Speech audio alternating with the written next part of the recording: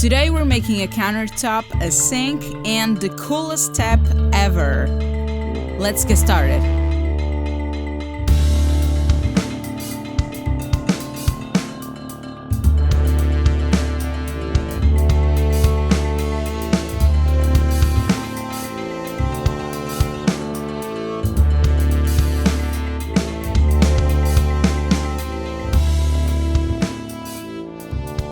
There isn't a square angle in this place or even a straight wall or floor, so it means that I need to cut the right side of the countertop at an angle to make things look right.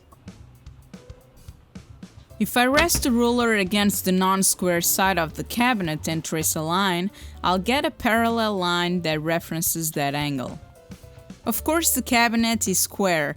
In this case, what isn't straight is the wall, so furniture can't really sit flush with it along the entire extension. What I'm using as a countertop is a super heavy wood and cement board, and because I got it in a fairly small thickness, I'll reinforce it with some plywood below. So I made a cut parallel to the non-square line with the boards upside down.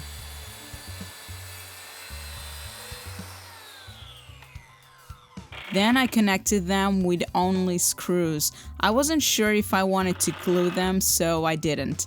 You know, I always do things knowing that sooner or later I will need to disassemble them to move out of this space. The final width of the countertop is 61 centimeters, so I kept using my plunge saw because it is much easier than lifting this big fat boy to use the table saw.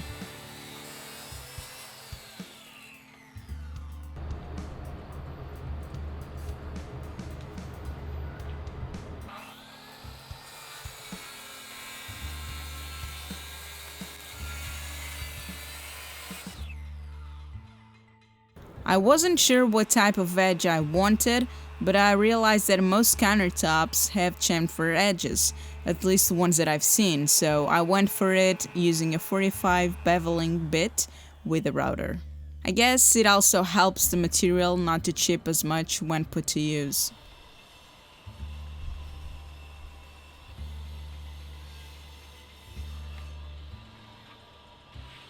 I found a place to install the ceramic hob and cut that rectangle out with a jigsaw.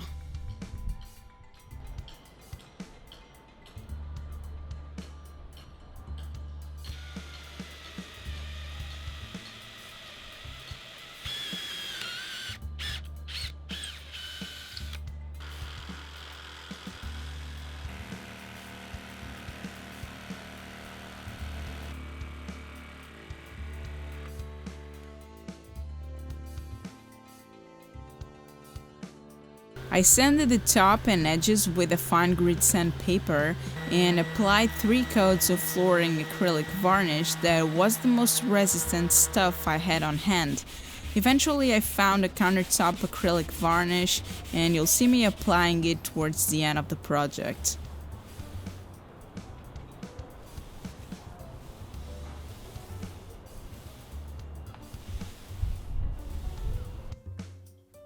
I had to remove a slice of material in the cabinet framing to be able to insert the hob. By the end of the day, the countertop was dry and I could bring it in. It was super heavy.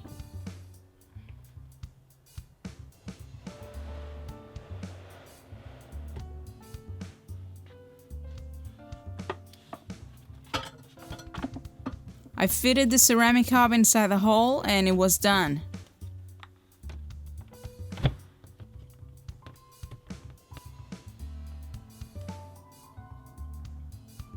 Two months later, I could find some days to finish up what I had on mind for this project and started working on the sink. At first I was going to cut the hole, but then I realized I was crazy and it was better to build the sink first and then calculate exactly where and how to put it. So I grabbed another wooden cement board and laid out all the pieces to create the sink using a white marker that traces lines with the same thickness as my plunge saw blade. This made everything super simple and fairly accurate.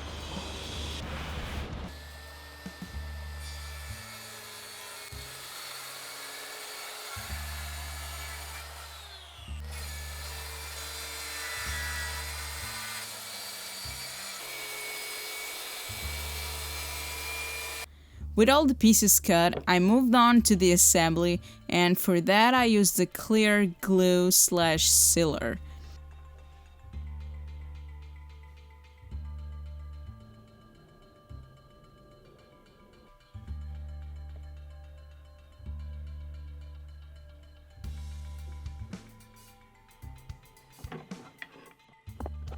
I didn't calculate precisely where that lower vertical piece should be, so I ended up filing some material in the back.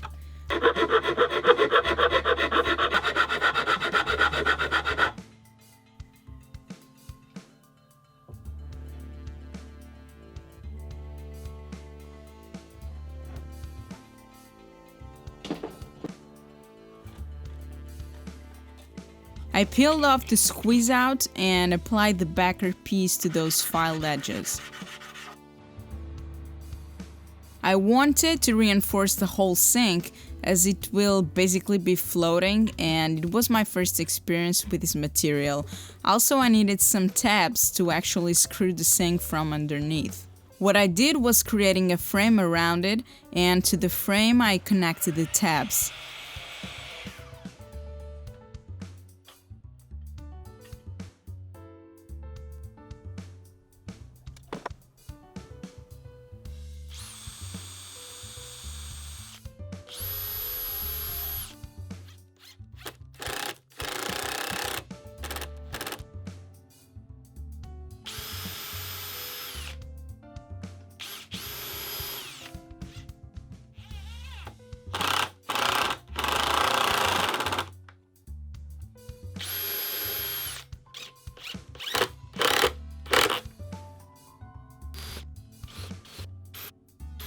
It's time to make a hole for the drain, but first I have to thicken up that bottom for the drain hose to clamp effectively.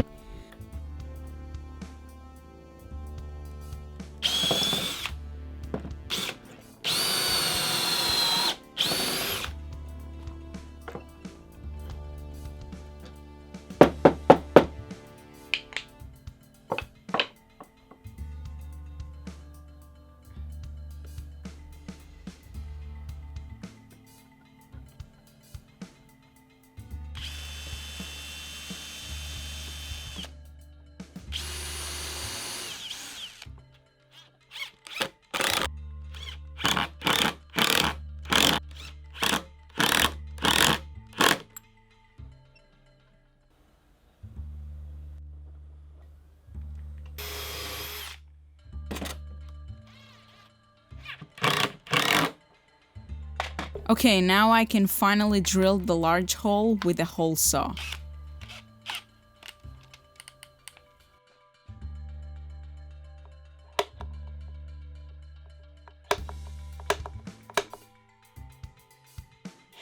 This is not exactly something I enjoy doing, as large holes made tons of vibration and weird movements, but this driller done really well, as it has an anti-kickback system to keep my wrists from getting damaged.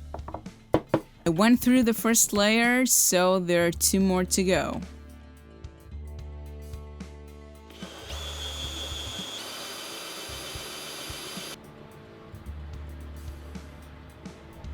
For the drain to sit properly, there has to be sort of a big bevel in the hole. This part was kind of tricky because it was so close to that step that I couldn't get a good angle with the rasp. I even put a few layers of gaff tape to preserve the edge.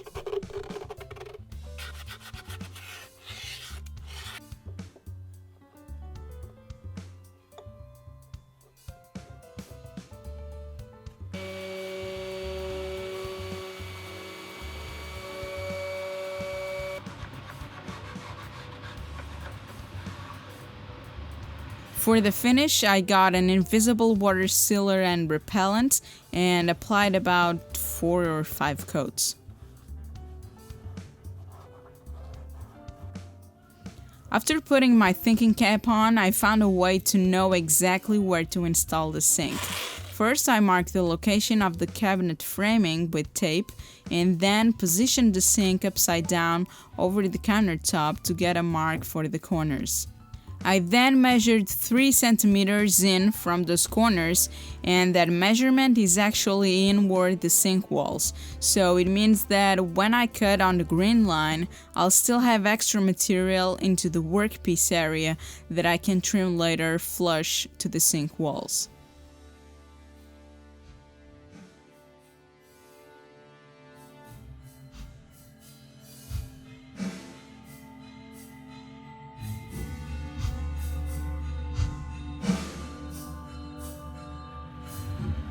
I repeated the process for cutting the hole for the ceramic hob.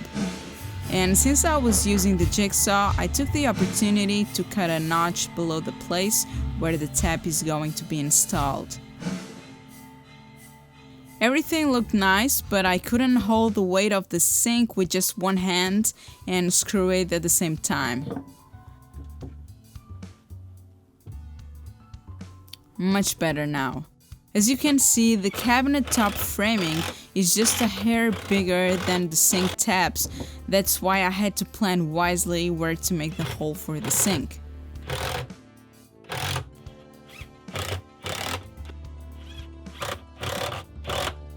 I can finally trim off the remaining material using a flush trimmed router bit that has a bearing on the lower part.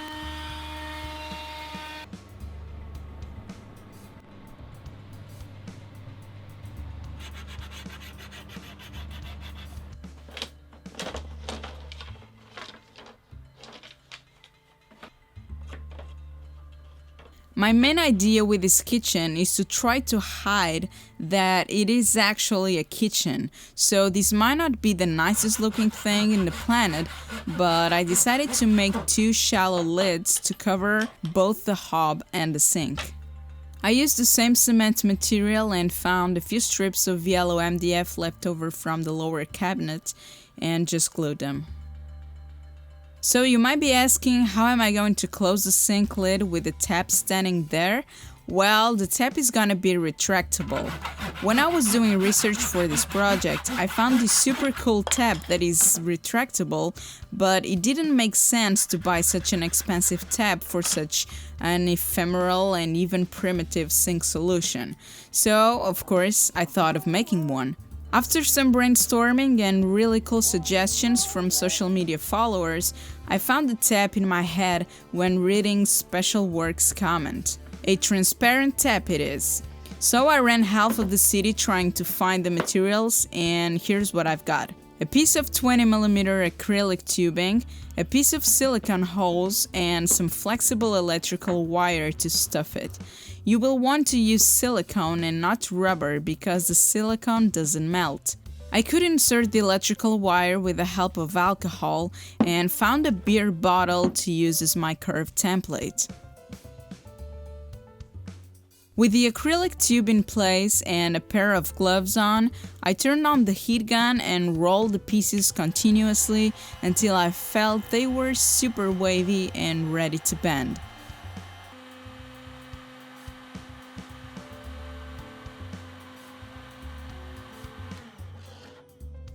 I held it still for a while and then waited for it to cool completely.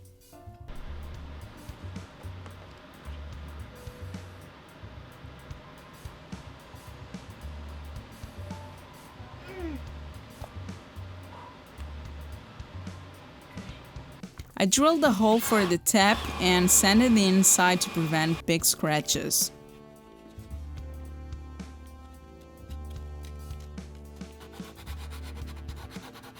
This part doesn't really matter. I was doing water pumping experiments that didn't work, so just ignore these tubings here. But this is a cool thing. This is a wireless switch and I'm gonna use it as a foot switch to turn the water on and off. I can run water pipes along the studio to this wall, so my idea here is to create sort of a portable system using buckets. So first let's install the drain and drain hose and make a connection from the water pump to the tap. The tap is not really a tap, it's just a transparent arc, but you get the idea.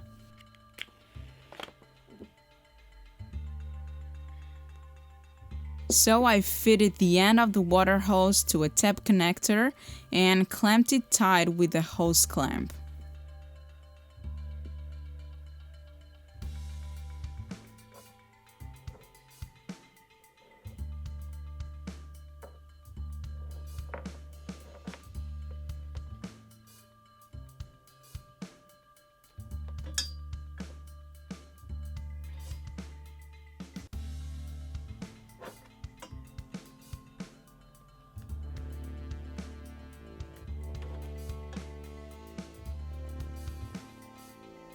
Before doing the water installation, I wanted to finish once for all the countertop.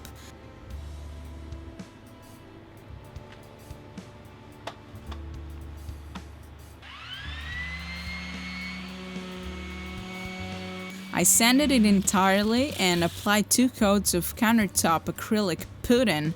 This reminds me of a super awesome video with dancing puddings, and I'll leave the link in the description.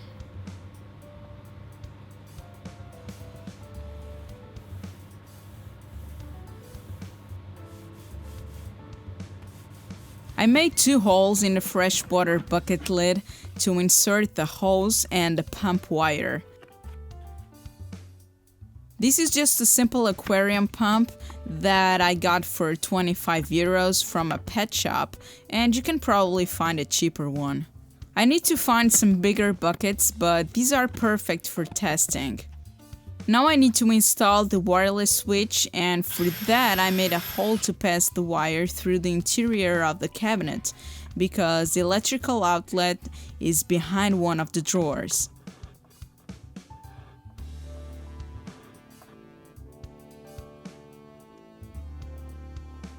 I fixed the Bluetooth device and squeezed myself to insert the plug in the socket.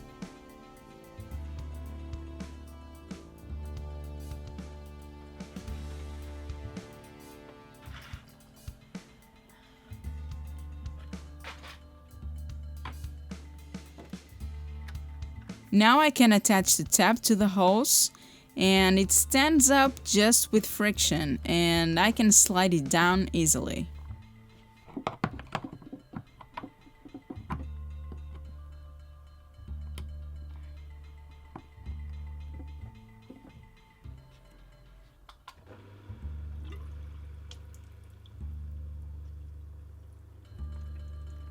It seems to be working, and you can see me pressing the switch to activate the water pump.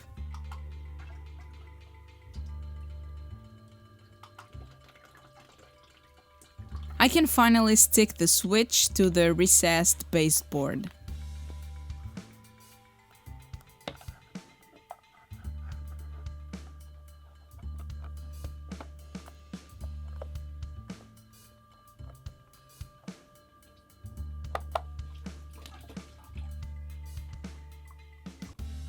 I installed stainless steel piano hinges to the countertop lids and set them in correct place.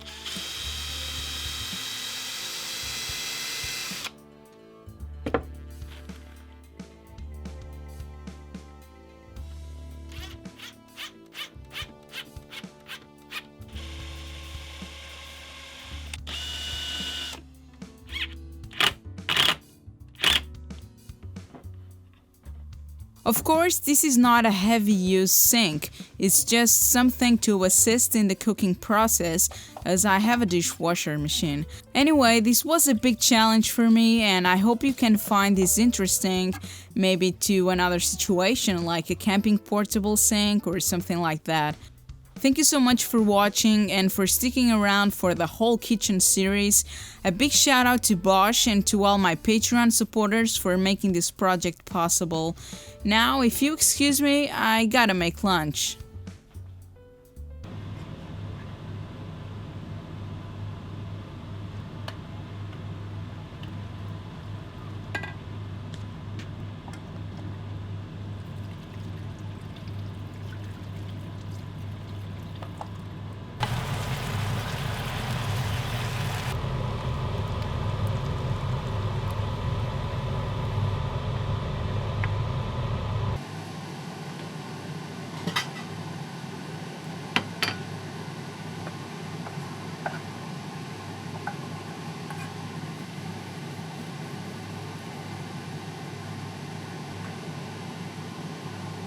Just really quickly, I'm not sure if you noticed that in the beginning I shot an image where I hide an extension cord behind the cabinet.